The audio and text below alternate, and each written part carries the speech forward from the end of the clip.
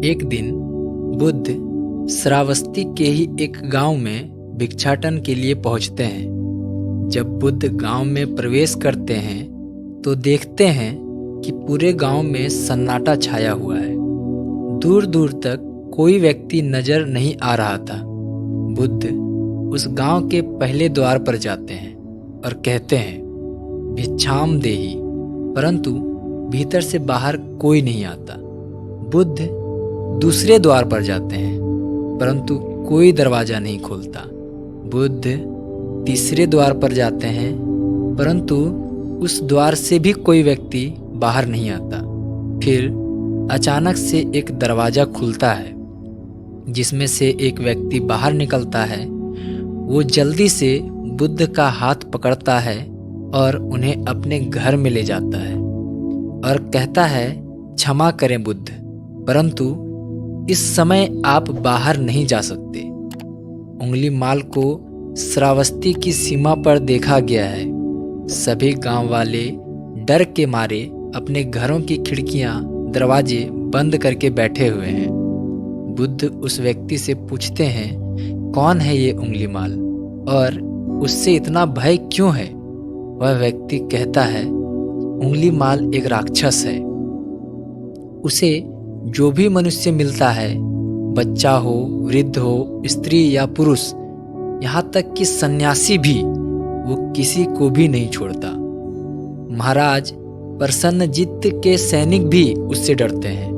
बुद्ध उस व्यक्ति से पूछते हैं, क्या वो ये सब धन की लालच में करता है? वो व्यक्ति कहता है, नहीं, धन का उसे कोई लालच नहीं है। वो जब भी किसी मनुष्य पर वार करता है तो उसकी उंगली काटकर अपने गले की माला बनाता है, इसलिए उसका नाम उंगली माल पड़ गया है। और यह भी सुना है कि जब उसके गले की माला में 100 उंगलियां पूरी हो जाएंगी तो उसकी विनाशक शक्तियां और भी ज्यादा बढ़ जाएंगी। बुद्ध कहते हैं, आभार आपका जो आपने मुझे उसके बारे में बताया।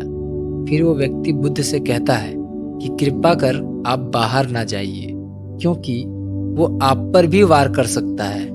बुद्ध कहते हैं, भय से अपनी राह छोड़ दो, ऐसा मैंने कभी नहीं किया। मुझे भिक्षा मांगते देख जन जन के हृदय में उंगली माल का भय कम होगा। फिर वो व्यक्ति कहता है, नहीं बुद्ध, आप मत जाइए, वो बहुत ही ज्यादा खतरनाक है। बुद्ध कहते हैं, वो खतरनाक नहीं बल्कि दुखी है और मुझे उसके पास जाना होगा, क्योंकि उसे मेरी आवश्यकता है। इतना कहकर बुद्ध उस व्यक्ति के पास से चले जाते हैं। कुछ दूर चलने के बाद बुद्ध वन में प्रवेश करते हैं। वन में चारों ओर एक सन्नाटा छाया होता है। दूर दूर तक ना तो कोई मनुष्य और ना ही कोई पशु पक्षी दिख रहा होता है, परंतु बुद्ध अपने मार्ग में आगे बढ़ते रहते हैं। अचानक बुद्ध के सामने उंगली माल आकर खड़ा हो जाता है। उसका रूप इतना डरावना होता है कि कोई भी व्यक्ति उसे देखकर ही भयभीत हो जाए। उसके गले में उंगलियों की माला होती है, चेहरा और हाथ रक्त से सने होते हैं और शरीर बलशाली होता है।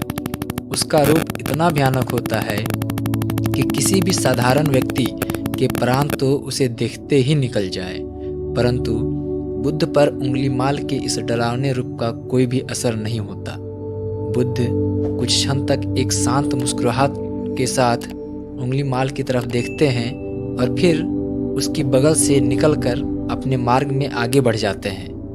बुद्ध को ऐसा करते देख उंगली माल को यह समझ नहीं आता कि उसके साथ ये क्यों हो रहा है। वह मन ही मन सोचता है कि मुझे देखकर लोग या तो भाग जाते हैं या मुझे देखकर ही मर जाते हैं या फिर मुझसे अपने प्राणों की भीख मांगने लगते हैं। मैंने कई सन्यासियों को भी मारा है, परंतु मैंने आज तक कोई ऐसा व्यक्ति नहीं देखा जो मुझे नज़रअंदाज करके अपने मार्ग में आगे बढ़ जाए। या तो इसने मुझ पर ध्यान नहीं दिया होगा या फिर हो सकता है कि यह देख ही ना सकता हो, परंतु मुझे इससे क्या, मुझे तो अपनी उंगलियों की माला पूरी करनी है। उंगली माल बुद्ध को आवाज लगाता है, ए साधु रुक। फिर भी बुद्ध उंगलीमाल को नज़रअंदाज करते हैं और अपने मार्ग में आगे बढ़ते रहते हैं। उंगलीमाल और ज़्यादा क्रोध में भरकर बुद्ध को आवाज़ लगाता है, ए साधु रुक। फिर भी बुद्ध उंगलीमाल को फिर से नज़रअंदाज करते हैं और अपने मार्ग में आगे बढ़ते हैं। उंगलीमाल तीसरी बार बहुत ही ज़्यादा क्रोध में भरकर आवाज़ लगाता है, ऐ साधु रुक। फिर बुद्ध रुकते हैं।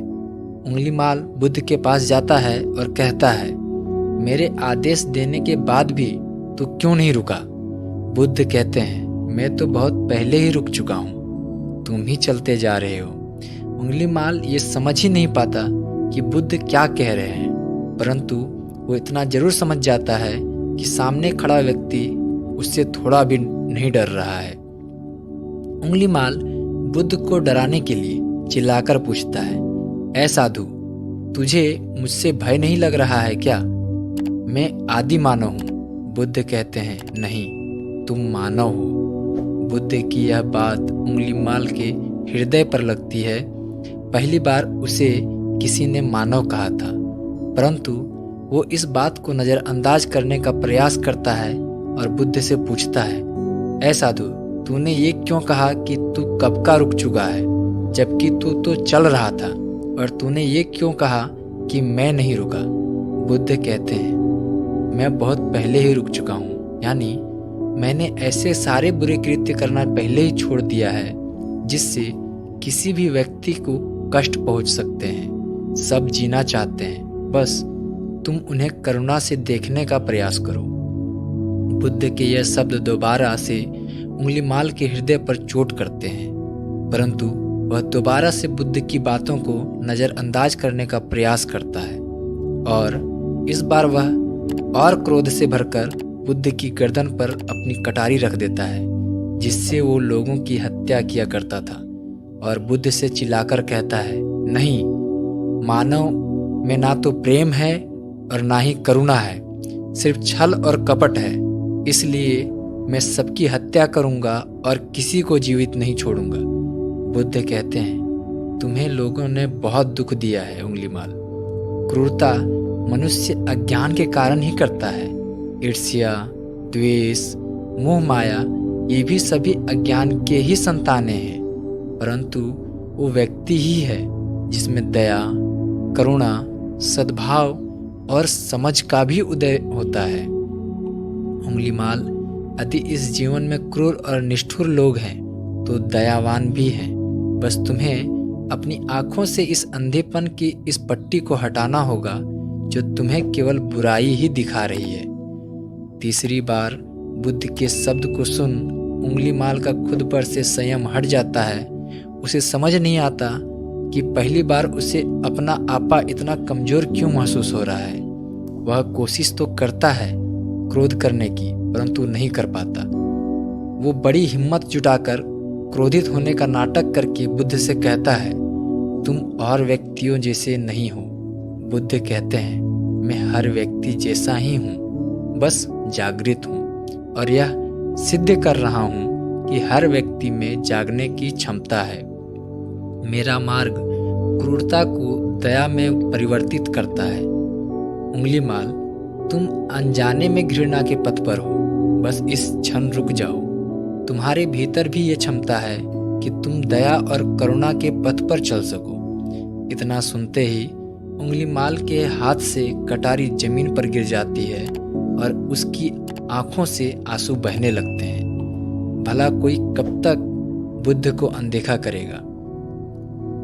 उंगलीमाल रोते हुए बुद्ध से पूछता है, क्या आप वही हैं जिन्हें लोग बुद्ध कहते हैं, जो लोगों की मुक्ति के मार्ग पर चलना सिखाते हैं?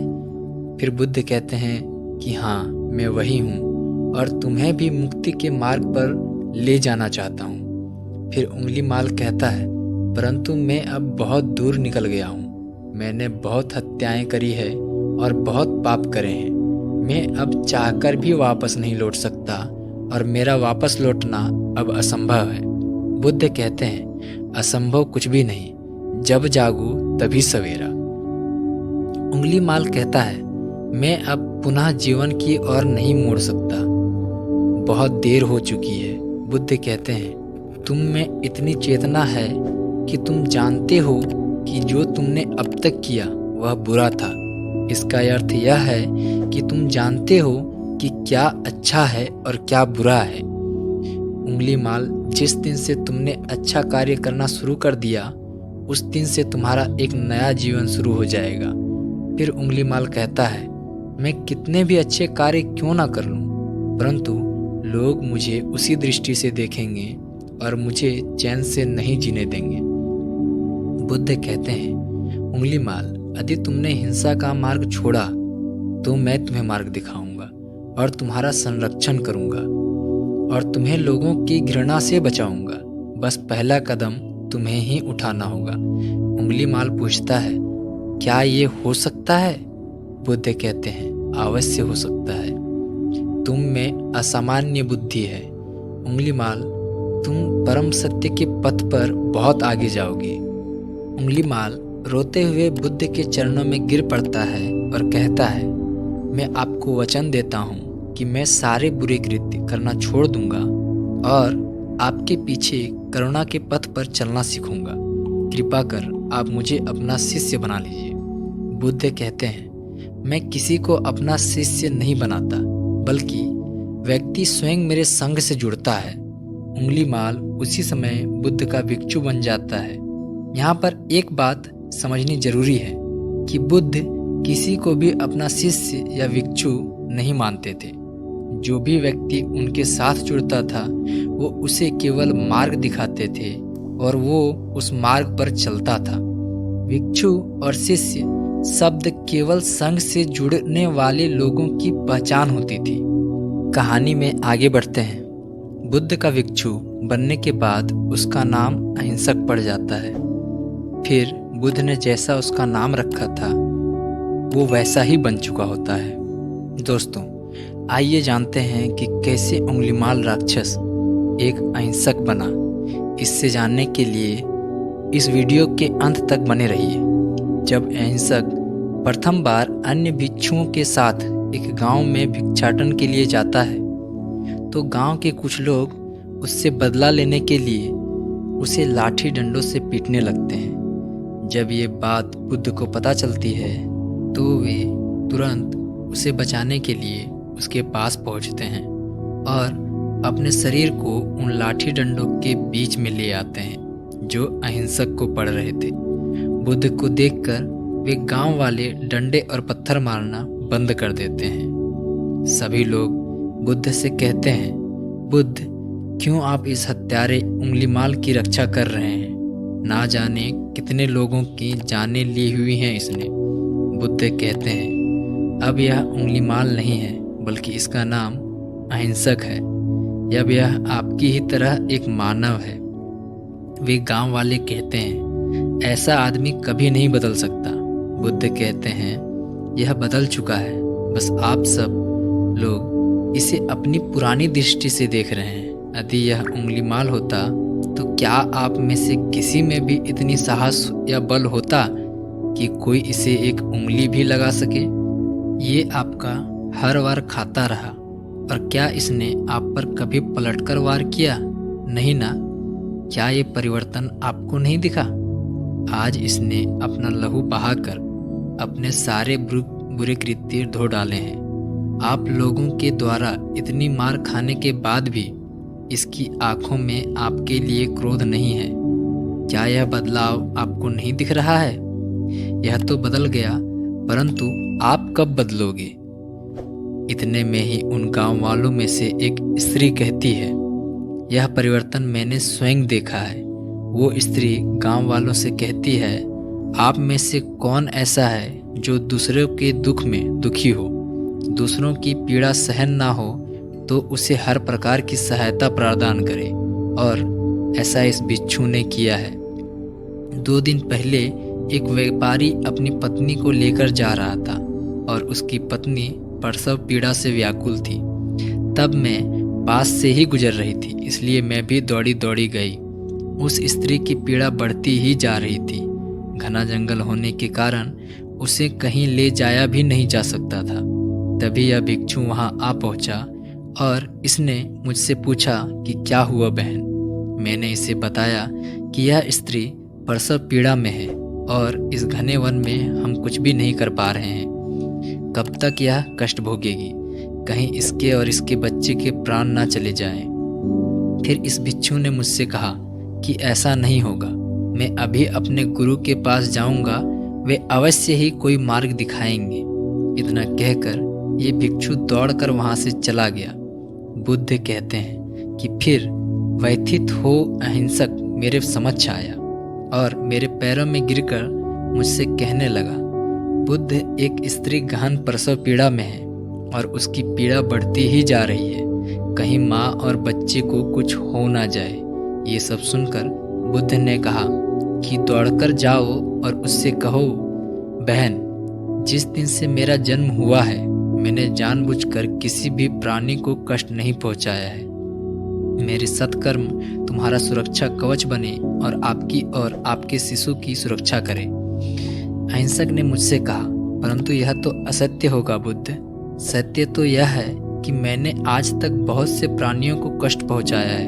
यदि मैंने ऐसा कहा तो वे माता और शिशु उसी क्षण प्राण त्याग देंगे।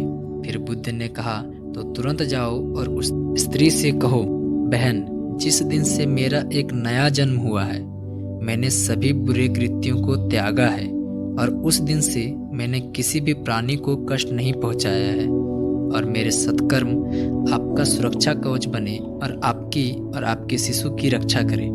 फिर अहिंसक ने बुद्ध से पूछा कि क्या मेरे सत्कर्म उन्हें बचा लेंगे? बुद्ध ने कहा कि अवश्य, यह तुम्हारी अपनी कमाई है, या तो तुम इसे अपने लिए बचा कर रखो या फिर किसी पराये पर खर्च करो। अपने कमाए सत्कर्म को किसी पराये पर न्यौछावर करने से पहले अहिंसक ने एक क्षण नहीं सोचा और वो उसी समय उस स्त्री और उसके शिशु की जान बचाने के लिए वहां चला गया। वह स्त्री कहती है कि हाँ, यह भिक्षु दौड़कर वहां आया और अभी भी वह स्त्री गहन पीड़ा से जूझ रही थी। इसने अपने दोनों हाथ जोड़े और आंखें बंद करके कहने लगा, बहन, जिस क्षण में भिक्षु बना हूँ उस क्षण के बाद मैंने कोई भी ऐसा कृत्य नहीं किया जिससे कि किसी भी प्राणी को कष्ट पहुँचे। मेरे सत्कर्म आपके लिए सुरक्षा कवच बने, आपकी और आपके शिशु की रक्षा करे। और इतना कहते ही उस स्त्री ने अपने बच्चे को जन्म दे दिया। फिर बुद्ध कहते हैं कि दूसरों के दुख से दुखी होने वाला यह व्यक्ति अहिंसक कैसे किसी को दुख दे सकता है? यदि ये भिक्षु मन का सच्चा ना होता तो वह स्त्री कब के अपने प्राण त्याग चुकी होती। फिर अहिंसक ने बुद्ध से कहा कि इन्हें मत रोकिए बुद्ध, इन्हें मारने दीजिए और तब तक मारने दीजिए जब तक कि इनके मन का क्रोध शांत ना हो जाए। फिर बुद्ध अहिंसक से कहते हैं, कर्म और गुणों के भंडार हो तुम, आज तुमने अपने नाम अहिंसक को सिद्ध कर दिया है। बुद्ध और उस स्त्री की बात सुन वे सभी गांव वाले कहते हैं, आप सही कह रहे हैं बुद्ध, अहिंसक बदल चुका है और हमसे ही देखने में भूल हो गई थी। दोस्तों, इस कहानी से हमें यह सीखने को मिलता है कि लोग सोचते हैं कि उन्होंने बहुत सारे गलत काम किए हुए हैं, अब इन गलत कामों को सुधारने के लिए कोई भी विकल्प नहीं है। इस पर गौतम बुद्ध कहते हैं कि चाहे आपने अब तक कितने भी बुरे काम क्यों ना किए हुए होंगे, लेकिन अगर आप एक विचार को मन में लाते हैं कि अब मुझे कुछ सही करना है, तो वही विचार आपके रूपांतरण का कारण बन सकता है। और सबसे ज़रूरी बात यह है कि क्या आप पहला कदम उठाने के लिए तैयार हैं? दोस्तों, यह कहानी आपको कैसी लगी नीचे कमेंट बॉक्स में कमेंट करके ज़रूर बताएं, और अगर अच्छी लगी तो लाइक, शेयर और सब्सक्राइब करें, और बुरी लगी तो डिसलाइक करें। नमो बुद्धाय।